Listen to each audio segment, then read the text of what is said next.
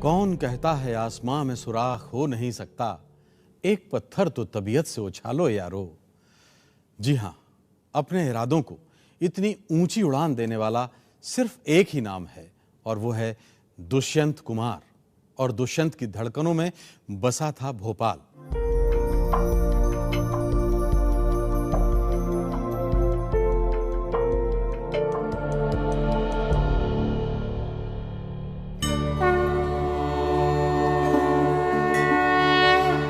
पुरानी कहानियों और ग्रंथों पर यकीन करें तो उत्तर प्रदेश में बिजनौर जिले का ये इलाका दुष्यंत और शकुंतला के दास्तान का गवाह है। और इन दोनों के बेटे भरत के नाम पर ही हमारे देश का नाम भारत पड़ा। दुष्यंत का जन्म इसी जिले के राजपुर नवादा गांव में हुआ। गांव की ये कोठी दुष्यंत के परिवार की शानो शौकत का गवाह है। रौबीले पिता चौधरी भगवत सहाय और मां राम किशोरी ने बेटे को जब ये नाम दिया तो सारी उम्र दुष्यंत उस पर फख्र करते रहे। रईसी ठाट बाट वाले पिता को उर्दू शायरी का शौक था, लेकिन दुष्यंत पर असर पड़ा अपनी मां का। वो एक शानदार महिला थी। दुष्यंत उन्हें बीबी कहते थे।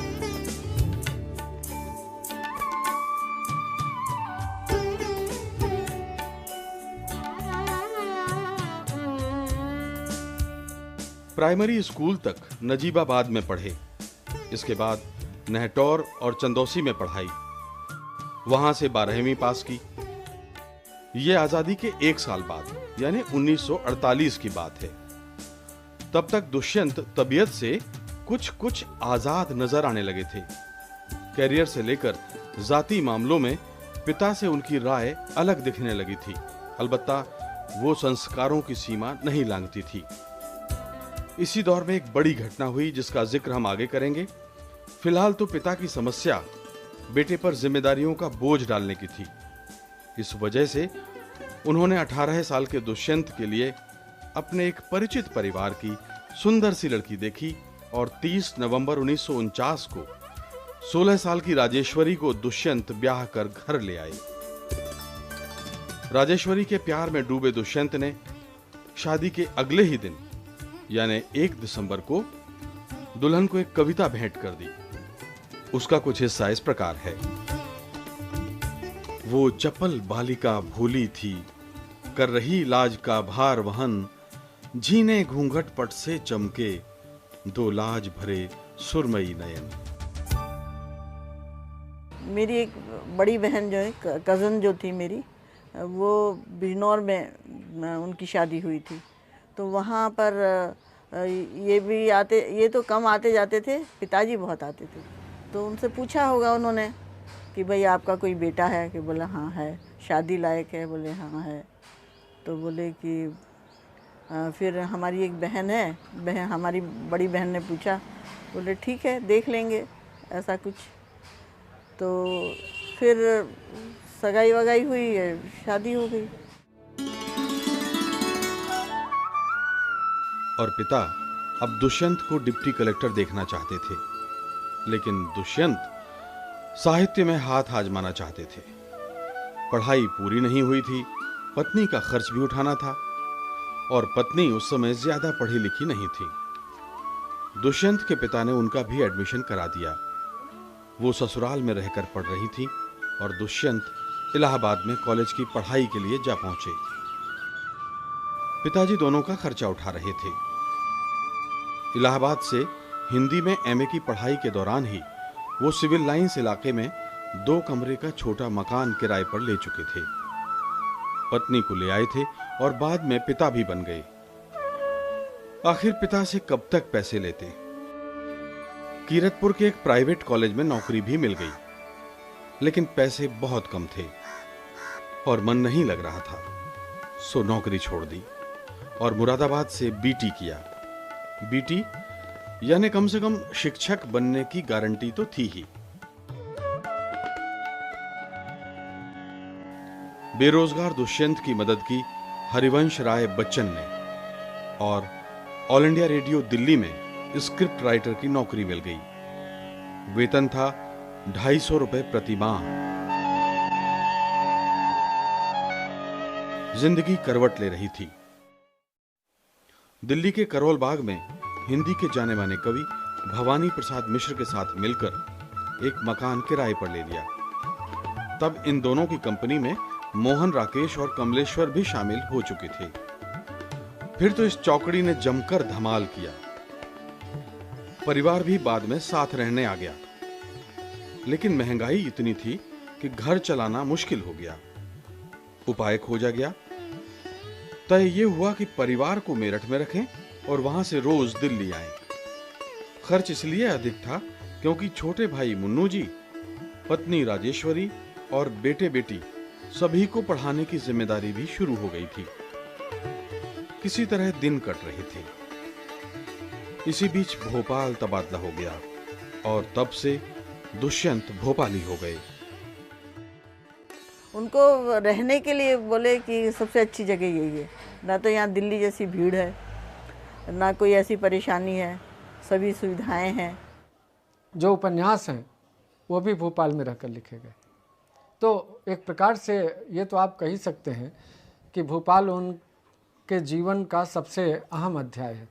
भोपाल को काट करके दुष्यंत को नहीं देखा जा सकता।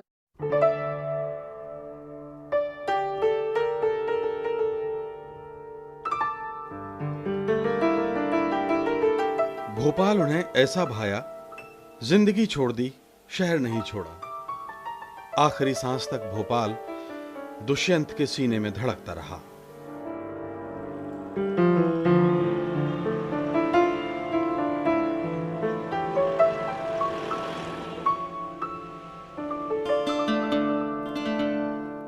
आज भी उनका परिवार भोपाल में है। 2 बेटे हैं। बड़े बेटे आलोक बैंक में और छोटे बेटे सेना में हैं। बेटी अर्चना अब नहीं रही। वो एक दुर्घटना का शिकार हो गई। आलोक की पत्नी ममता अपने जमाने के मशहूर लेखक और पत्रकार कमलेश्वर की बेटी हैं। कमलेश्वर दुष्यंत के जिगरी दोस्त थे। भोपाल के टीटी नगर में ये परिवार दुष्यंत की यादों के साथ रहता है।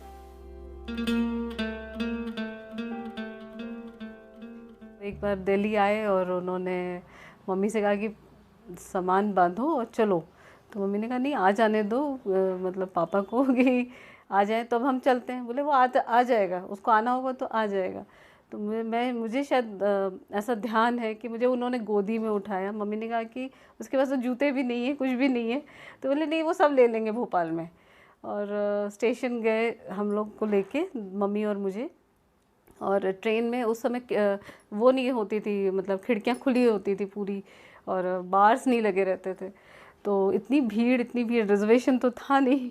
तो मुझे मम्मी को किसी तरह उन्होंने चढ़वाया, फिर मुझे मम्मी को पकड़ाया और ख़ुद उसी खिड़की से चढ़े और ऊपर वाली बर्थ पे बैठ गए। और सबको मतलब जगह करने के लिए, मम्मी को बैठने के लिए सबको बीड़ी बांट दी कि भाई जगह दे दीजिए मम्मी को। मुझे मेरी स्मृति में थोड़ा सा वो है कि, और मुझे अपनी गोदी में बिठा लिया था उन्होंने। पापा से जब भी बातें होती थी, एक तो उनसे सरप्राइजिंगली रिश्ते बड़े अनौपचारिक थे, बड़े इनफॉर्मल थे। मतलब ऐसा नहीं होता था कि जैसे कुछ पिता घर में घुसते हैं और घर में सुई पटक सन्नाटा हो जाता है, इस तरह का कुछ नहीं होता था। बल्कि ये होता था कि उन्होंने सुबह जाते जाते कहा कि आलोक, आज तुम्हारा और अर्चना का जो है शाम को एक कंपटीशन होगा, उसमें से जो तुम्हें जीतेगा फिर वो उसको पुरस्कार मिलेगा। और कंपटीशन कहाँ का कि उन्होंने कहा साहब तुम एक बच्चन जी की कविता याद करोगे और तुम एक फलां किसी की कविता याद करोगे। और मुझे याद है, कविता आज भी याद है, मतलब वो कविता उस समय की याद की हुई। अभी आपसे बात करते करते मैं बिल्कुल रोमांचित हो रहा हूँ, मुझे अचानक एकदम याद आ गई। और शाम को जो है वो इस तरह की हो रही। तो ऐसा नहीं था कि पापा अपने दोस्तों में ही पूरे समय, अब वो साहित्य के लिए भी समय निकाल लेते थे, वो अपने दोस्तों के लिए भी समय निकाल लेते थे। वो मेरे ख्याल से हम लोगों के लिए तो समय था ही कहीं ना कहीं, कभी संडे या कहीं बीच में निकाल लेते थे। हम टाइम मैनेजमेंट की बड़ी बड़ी बातें करते हैं और उसके बाद भी अमल नहीं कर पाते। वो सारी चीज़ें करने के बाद भी कितनी सीमित ज़िंदगी थी, 42 साल की उम्र में चले गए, काफ़ी चीज़ें कर कर आके चले गए। वातावरण सो रहा था, अब आँख मलने लगा है, फिर धीरे धीरे यहाँ का मौसम बदलने लगा है। ये घोषणा हो चुकी है, मेला लगेगा यहाँ पर, हर आदमी घर पहुँच कर कपड़े बदलने लगा है। फिर धीरे धीरे यहाँ का मौसम बदलने लगा है। स्कूल में पढ़ते थे दुष्यंत, तभी से रिश्ता बना शब्दों के साथ। कहानियां लिखते, समीक्षाएं करते, उपन्यास भी लिखे, लेकिन मजा तो आया कविताओं में, और इन कविताओं ने करोड़ों लोगों को दुष्यंत का दीवाना बना दिया।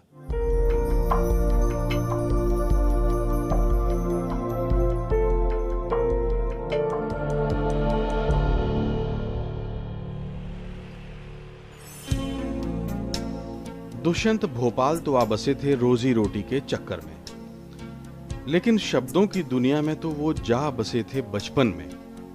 शायद 8वीं में पढ़ रहे होंगे। अपने एक सौतेले भाई की जवानी में अकाल मौत के बाद उन्होंने कहानी लिखी आघात। एकदम शुरुआत थी। तब वो दुष्यंत नारायण त्यागी विकल के नाम से लिखते थे, और इसी कहानी को आधार बनाकर पहला उपन्यास लिखा, आंगन में एक वृक्ष। इसी दरमियान कुछ भाव कविताएं बनकर भी निकले, लेकिन किशोर मन उस समय बिलख उठा जब राष्ट्रपिता महात्मा गांधी की हत्या हुई। ये दिवस रहेगा याद सदा, इस दिन सारा जग रोया था, वो शांति देव, वो स्वर्ग दूत, वो इसी दिवस तो खोया था, वो कोष लुटा था इसी दिवस, युग युग से जिसे संजोया था। और देखिए राष्ट्रपिता को दुष्यंत की एक और श्रद्धांजलि। ये कैसा भीषण वज्रपात, सहसा हृदय गति हुई मौन, विश्वास नहीं होता इस पर, ये बार बार कह रहा कौन, सो गया सदा के लिए आज, चिर अविनाशी से गांव संत, किस दुर्दिन में इस भारत की मानवता का हो गया अंत, है बिलख रहा जन जन का मन, गम में डूबे सब दिग दिगंत, कैसा स्वतंत्र स्वाधीन देश, कैसी होली कैसा बसंत। देश राष्ट्रपिता के अचानक चले जाने के दुख में डूबा हुआ है, और दुष्यंत देश को जगा रहे हैं। ये सोने का काल नहीं है, जागो देश पुकार रहा है। आज जवाहर सा सेनानी सारा बोझ संभाल रहा है, और पटेल सा वीर तीर से दुश्मन को संहार रहा है।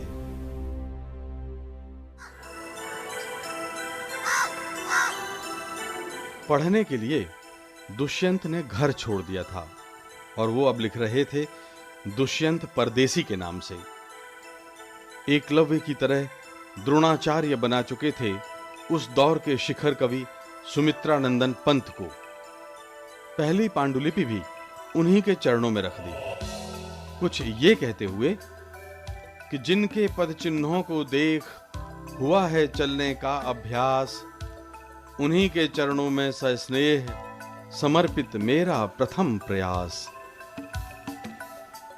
जवान होते दुष्यंत आजादी के बाद देश को भी जवान होते देख रहे थे, उस दौर का बयान कर रहे थे। भारत के लिए एक सपना भी उनकी आंखों में था।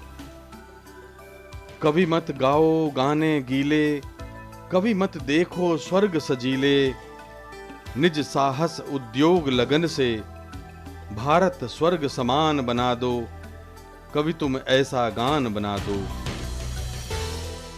मगर एक दुष्यंत और भी था जो अपने हक, अपने अधिकारों के लिए उतना ही संवेदनशील था जितना अपने प्यार को लेकर। वामपंथी विचारों का असर था, दिल में किसानों का दर्द था। जवान होते हिंदुस्तान की नींव में महसूस हो रही कुछ बीमारियों से भी परेशान था दुष्यंत। कुछ नमूने देखिए। काश मैं भगवान होता। तब किसानों पर किसी का यूं ना अत्याचार होता। तब न ले हल बैल तपती धूप में वो दीन चलता।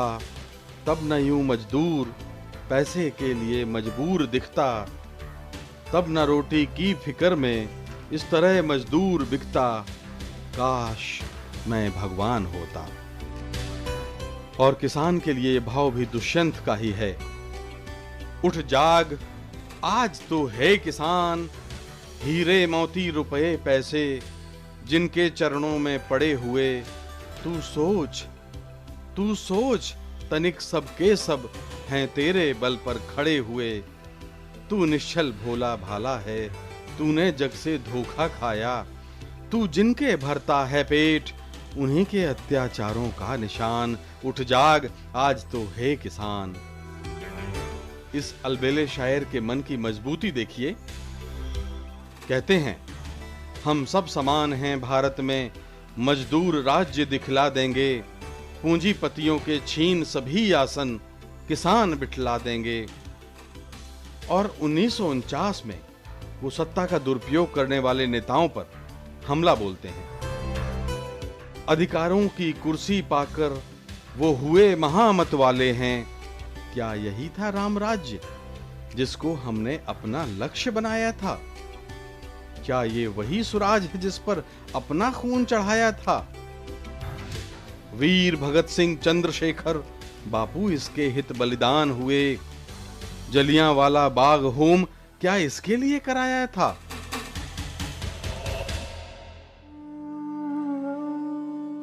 और अब हम सुनाते हैं दुष्यंत की वो दास्तान जो उनका एक नया रूप सामने लाती है। यह शादी से पहले की बात है। जवान हो रहे दुष्यंत की जिंदगी में एक लड़की दाखिल हुई। दोनों शादी करना चाहते थे। इस बीच दुष्यंत ने अपने प्रेम प्रसंग पर एक कहानी लिख दी। एक पत्रिका में वो कहानी छप गई। छपते ही जंगल में आग की तरह यह कहानी फैल गई।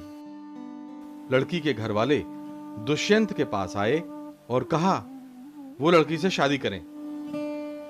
दुष्यंत जाकर पिता से अड़ गए। बोले शादी तो इसी लड़की से करूंगा। पिता खफा। शीत युद्ध चला लंबा। हार कर दुष्यंत ने हथियार डाल दिए। बाद में उस लड़की को लंबी चिट्ठी लिखी और माफी मांगी।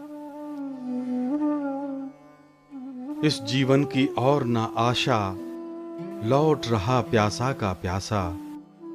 करा मुझे विषपान जो सकती, तू मेरा दुख जान न सकती।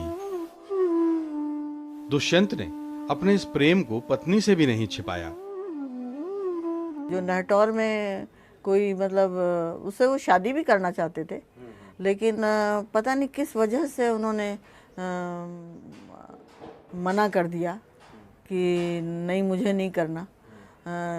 एक थी लड़की जो कि शायद उनके साथ पढ़ती थी या कहीं पढ़ती और होगी कहीं, पर उसके लेटर्स वगैरह मैंने भी देखे थे। दिखाते थे वो, दिखाते मतलब इकट्ठे थे, तो वो लेटर्स तो मैंने भी पढ़े थे।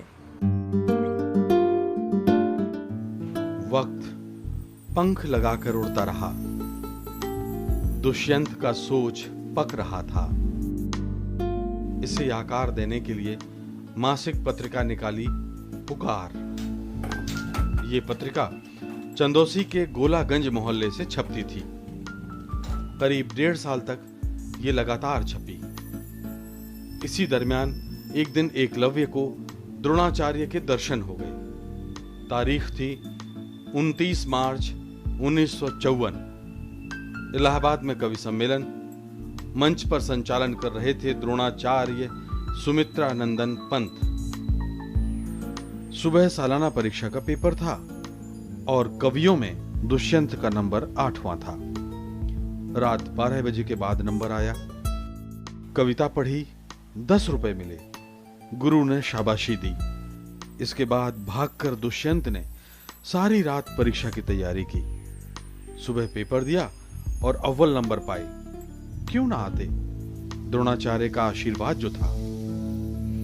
इसी कवि सम्मेलन में मंच पर थे डॉक्टर धर्मवीर भारती, त्रिलोचन, शमशेर बहादुर सिंह, राजनारायण बिसारिया और सर्वेश्वर दयाल सक्सेना जैसे कई बड़े नाम।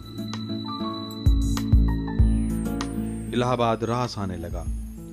दोस्तों की मंडली में कमलेश्वर और मोहन राकेश के अलावा राजेंद्र यादव और मार्कंडेय भी जुड़ गए। उपेंद्रनाथ अश्क, रमानाथ अवस्थी और अमृत राय जैसे धुरंधरों के संपर्क में वो पहले से ही थे। कभी सम्मेलनों में भी जाते थे, कभी सम्मेलनों में जाना उन्होंने कभी ख़त्म नहीं किया। लेकिन वह इधर भी जो राजमाइश कर रहे थे नई कविता की तरफ, क्योंकि इलाहाबाद नई कविता का केंद्र था उन दिनों ही वो परिमल था, धर्मवीर भारती थे, वहाँ पर लक्ष्मीकांत वर्मा थे, बाकी सारे लोग थे। राम कुमार वर्मा विभागीय अध्यक्ष हुआ करते थे जो एकांकी नाटक के जनक थे। ये पूरा वातावरण एक था। उस वातावरण में वो माने अपना विकास करते रहे। इन्हीं दिनों उनकी पहली किताब आई, हिंदी गीति काव्य। साहित्य में इस किताब की काफी चर्चा हुई, लेकिन धूम मची 1957 में। उस साल दुष्यंत का पहला काव्य संग्रह सूर्य का स्वागत प्रकाशित हुआ। इसी संग्रह के बाद उन्हें आकाशवाणी में नौकरी मिली थी। इसके बाद दुष्यंत ने सारा लेखन भोपाल में किया। आवाजों के घेरे, छोटे छोटे सवाल, जलते वन का बसंत, दोहरी जिंदगी, मन के कोण, मसीहा मर गया, एक कंठ विष पाई और सुपरहिट साये में धूप। साये में धूप पर हम अलग से बात करेंगे, लेकिन एक कंठ विष पाई वो शानदार रचना है जिसके बारे में लोग कम जानते हैं। एक अंधा युग धर्मवीर भारती का है, एक कंठ विष पाई दुष्यंत का है और एक मुक्ति कथा प्रभात कुमार भट्टाचार्य की है। ये 3 काव्य नाटक हैं। बाकी लिखने को तो बहुत से लिखे गए हैं। इस एक कंठ विष पाई का जो स्पान है, उसका जो विस्तार है, उसका जो गंभीरता है, उसमें जो शास्त्रीयता है और उसमें जो द्वंद्व है, सबसे बड़ा प्रश्न जो उसने ये उठाया है कि हम सब लोग जो एक नई परंपरा की बात करते हैं, एक नए मूल्यों की बात करते हैं, नए युग आस्था और सबकी बातें करते हैं, एक वक्त ऐसा आता है कि हम उन्हीं से चिपक जाते हैं, उन्हीं को हम लादे हुए घूमते हैं और वो परंपरा हमारे पीठ पर बोझ बन जाती है। हम उसी से मुक्त नहीं हुए पाते। आवाजों के घेरे में दुष्यंत लिखते हैं, मैं जो जीता हूं गाता हूं। मेरे जीने गाने कवि कहलाने का क्या मतलब, जब मैं आवाजों के घेरे में पापों की छायाओं के बीच आत्मा पर लादे हूं बोझ, जब मैं सोते सोते जाग जाग कर रोता हूं, तकिए में सर धुनता सुनता हूं आवाजें आवाजें आवाजें। आज से 50-60 साल पहले रेडियो में काम करने वाले लोग आज की भाषा में कहें तो स्टार से कम नहीं होते थे। लोग उन्हें आवाजों से पहचानते थे और सर पर बिठाते थे। और फिर आवाज अगर दुष्यंत की हो तो लोग दीवाने क्यों ना हो। आप भी सुनेंगे इस शानदार आवाज की दुर्लभ रिकॉर्डिंग को। खड़े हुए थे अलावों की आंच लेने को, सब अपनी अपनी हथेली जला के। दुकानदार तो मेले में लुट गए यारो, तमाशबीन दुकानें लगा के बैठे।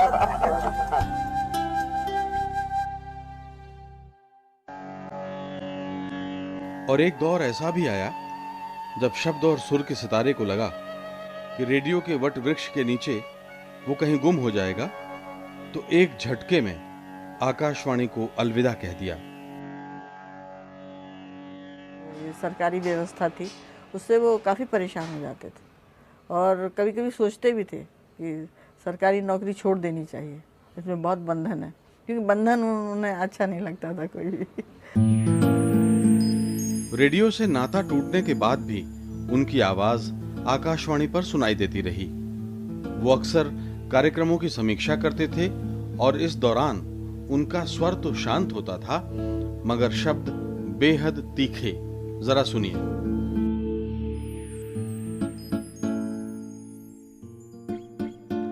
मुझे देखकर बड़ी खुशी हुई कि आज आकाशवाणी ने मुझे अपने कार्यक्रमों की आलोचना के लिए बुलाया है। मैं जानता हूं कि सीमित साधनों के साथ इस तरह के दैनिक कार्यक्रम को प्रस्तुत करना एक मुश्किल काम है। इसमें कई खतरे भी हैं। सबसे बड़ा खतरा तो यही है कि संयोजक कहीं समस्या की गहराई में न जाकर सतही चीजों में उलझ जाए तो प्रोग्राम का मकसद खत्म हो जाता है। आकाशवाणी के कुछ कार्यक्रमों को सुनकर लगता है कि आकाशवाणी में अभी भी स्पोकन वर्ड के महत्व को पूरी तरह नहीं समझा गया है। अभी भी लोग इस बात पर ध्यान नहीं देते कि कैसे कहा जा रहा है और कैसे कहा जाना चाहिए, या जो शब्द आकाशवाणी से प्रसारित किया जा रहा है उसका क्या असर होगा और कुछ असर होगा भी कि नहीं।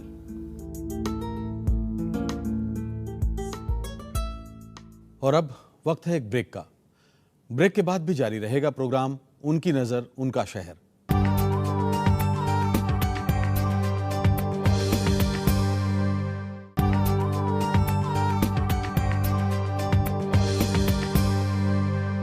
ब्रेक के बाद आपका फिर स्वागत है। हम बात कर रहे हैं हिंदी गजल के राजकुमार दुष्यंत कुमार की। दुष्यंत ने लिखा और खूब लिखा, जमकर लिखा, लेकिन पहचान बनी तो एक ऐसे इंसान की जो सिस्टम की हर खराबी से लड़ने और उसे हराने का हौसला रखता था। दुष्यंत की साफगोई और निर्मल झरने जैसा मन, गुस्सा आ जाए तो आसमान सिर पे उठा लें और उतर जाए तो मासूम बच्चे की खिलखिलाहट को भी मात करें। ऐसा था दुष्यंत का मिजाज, और वो उसकी गजलों में साफ साफ नजर आता है।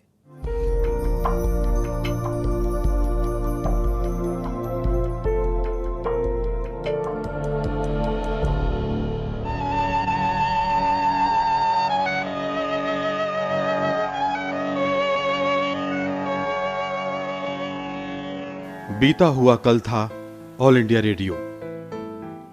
दुष्यंत सड़क पर, मस्तमौला और फक्कड़। उनकी इसी अदा पर दोस्त फिदा थे, लेकिन फिदा होने से पेट नहीं भरता। मध्य प्रदेश सरकार के भाषा संचालनालय में उप संचालक पद के लिए अर्जी लगा दी। साक्षात्कार हुआ, नतीजा कुछ नहीं। दुष्यंत परेशान। इसी बीच एक और संदेश मिला, साक्षात्कार के लिए फिर आइए। दोबारा गए। दरअसल हुआ यह कि जिस नौकरी के लिए अर्जी लगाई थी उससे ऊपर वाली पोस्ट के लिए उन्हें काबिल पाया गया। दुष्यंत बड़े अफसर बन गए। क्या आज के जमाने में यह मुमकिन है?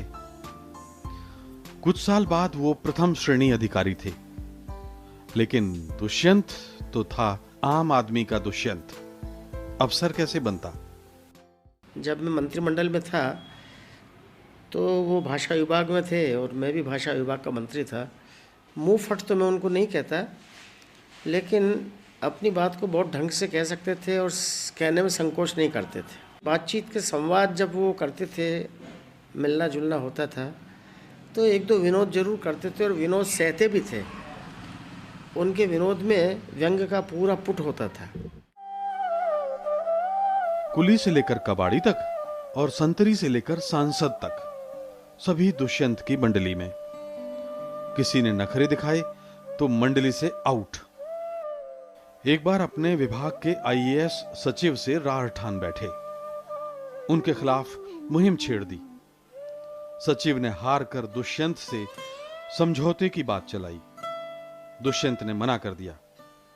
कहा, जब तक सरकारी महकमे में यह घटियापन खत्म नहीं होता तब तक आपके खिलाफ यह होता रहेगा। राज्य के मुख्यमंत्री थे द्वारिका प्रसाद मिश्र। देश की राजनीति में उनकी बड़ी धाक थी। नेहरू जी के खास थे और राजनीति के चाणक्य कहे जाते थे। उन दिनों बस्तर के पूर्व महाराजा प्रवीण चंद्र भंजदेव पुलिस फायरिंग में मारे गए। वो आदिवासियों में बेहद लोकप्रिय थे। दुष्यंत ने एक लंबी कविता लिखी। उसका कुछ हिस्सा इस प्रकार है। मैंने सोचा था जब किसी को दिखाई नहीं देता, मैं भी बंद कर लूं अपनी आंखें, ना सोचूं एक ज्वालामुखी फूट रहा है, घुल जाने दूं लावे में, तड़प तड़प कर एक शिशु प्रजातंत्र का भविष्य, जो मेरे भीतर मीठी नींद सो रहा है। इस कविता पर मुख्यमंत्री ने उन्हें तलब किया, कहा, आइंदा ऐसा मत लिखना। दुष्यंत बोले, आप भी कवि हैं, इस घटना पर आप होते तो क्या लिखते? डीपी मिश्रा ने दुष्यंत को चाय पिलाई और विदा कर दिया। यह था दुष्यंत का अंदाज और तेवर। 70 से 80 का दशक, देश ने देखा एक नया दुष्यंत। तमाम अखबार और पत्रिकाओं के पन्नों से लपटें निकल रही थी। धर्मयुग, सारिका, कल्पना, साप्ताहिक हिंदुस्तान और दिनमान के पन्ने दुष्यंत को सलाम कर रहे थे। ऐसे में दुष्यंत की अनमोल कृति साये में धूप बाजार में आई, आते ही धूम मचाई। पक्ष और प्रतिपक्ष संसद में मुखर हैं, बात इतनी है कि कोई पुल बना है। हर सड़क पर इस कदर कीचड़ बिछी है, हर किसी का पांव घुटनों तक सना है। रक्त बरसों से नसों में खौलता है, आप कहते हैं क्षणिक उत्तेजना।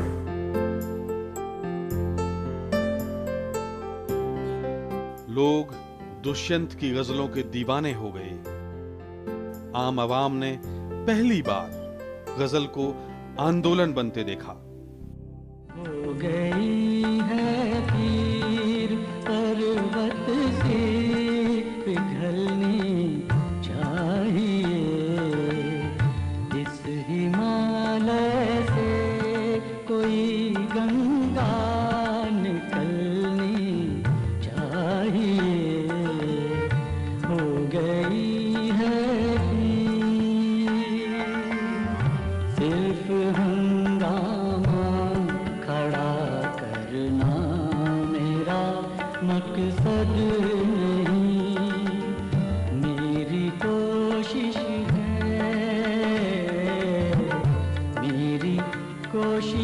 है कि ये सूरत बदलनी चाहिए।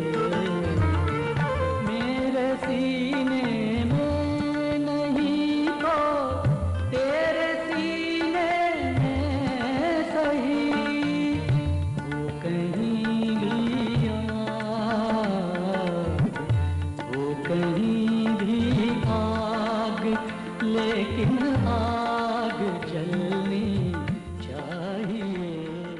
अगर आप साये में धूप की सारी गज़लों को देखें तो उसमें जो सबसे बड़ा कमाल उन्होंने किया है कि जितने बिंब लिए हैं वो सब नई कविता से लिए, और हाँ, और बात जो कही है वो गज़ल की कही है। इस दो चीज़ों, दो विरासतों को मिला दिया है उन्होंने। कहाँ तो तय था चराग़ हर एक घर के लिए, कहाँ चराग़ मयस्सर नहीं शहर के लिए। वो कोई शिखर सम्मान उसे नहीं मिला, कोई कालिदास सम्मान नहीं मिला जो राज्य शासन के मिलते हैं या संस्थानों के जो मिलते हैं, वो नहीं मिला उसके, और अच्छा हुआ नहीं मिला। क्यों? क्योंकि ऐसा कहा ये गर्व से कह सकता है यदि दुष्यंत कहना चाहे तो, और बल्कि कह रहा है वो, कि तुम्हारे प्रतिष्ठानों के, तुम्हारे सरकारों के और इन सब के पुरस्कारों के को ठेंगा बताता हुआ मेरा साहित्य है, मेरी प्रतिष्ठा है। खंडहर बचे हुए हैं, इमारत नहीं रही, अच्छा हुआ कि सर पे कोई छत नहीं रही। हमने तमाम उम्र अकेले सफर किया सैया हम पर किसी खुदा की इनायत नहीं रही।